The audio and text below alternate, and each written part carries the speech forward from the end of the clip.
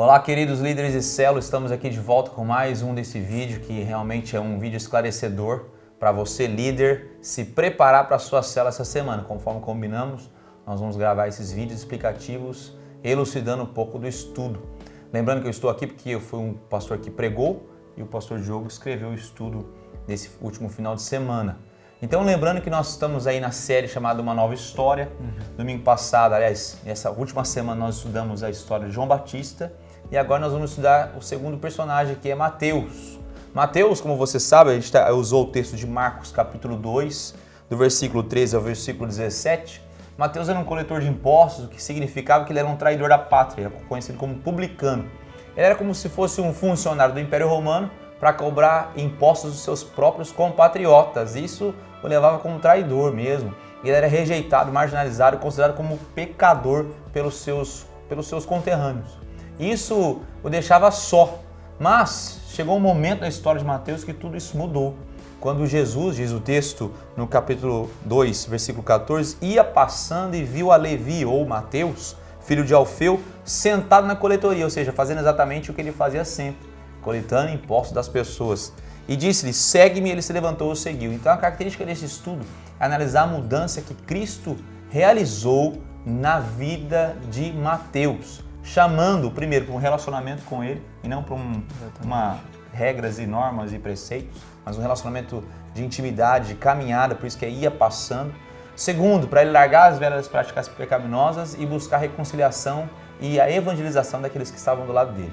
É mais ou menos isso, né, pastor Diogo, que está relatado aí no estudo. Exatamente. Pensando naquilo que o pastor Hermes pregou e resumiu aqui agora, a gente tem otimizado o estudo para que ele se torne muito mais indutivo e as perguntas gerem maiores reflexões. Então, quando você pegar o estudo no Prover ou impresso, a primeira pergunta a gente trata o seguinte: ao evangelizar, qual abordagem que nós usamos para apresentar Jesus a alguém? Então, na sua célula, por exemplo, você pode dizer para as pessoas que estão lá, quem apresentou Jesus para você e qual a estratégia que ela usou? E ela vai lembrar esse momento. E depois você perguntar para ela qual estratégia você usou para pregar para uma pessoa. E talvez até conclamar os irmãos e as irmãs da célula, que ainda não desenvolveram esse hábito de evangelizar, incentivá-los a escolher um desses métodos que nós apresentamos no sermão para que eles possam apresentar Jesus a alguém. Muitas pessoas, a gente sabe disso, que nunca evangelizou ninguém, mas agora na célula você pode instigá-las a fazer isso, a levá-las a evangelizar alguém.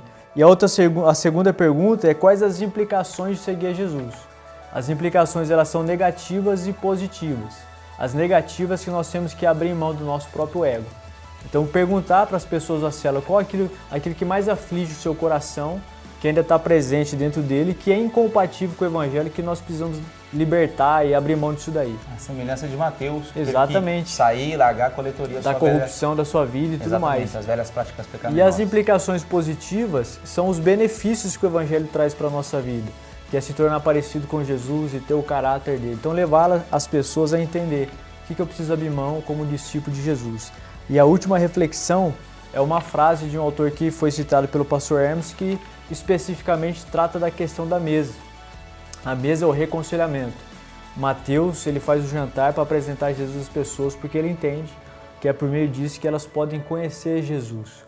A pergunta é muito simples ao tratar essa questão. Quais são as pessoas que a gente pode procurar durante essa semana para nos reconciliarmos com ela?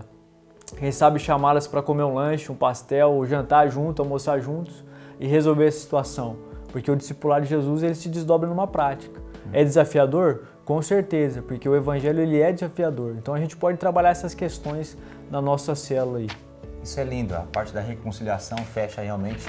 E você tem que sempre lembrar, como líder de célula, você tem que ser uma pessoa que desafia, encoraja as pessoas a tornarem esse estudo uma prática.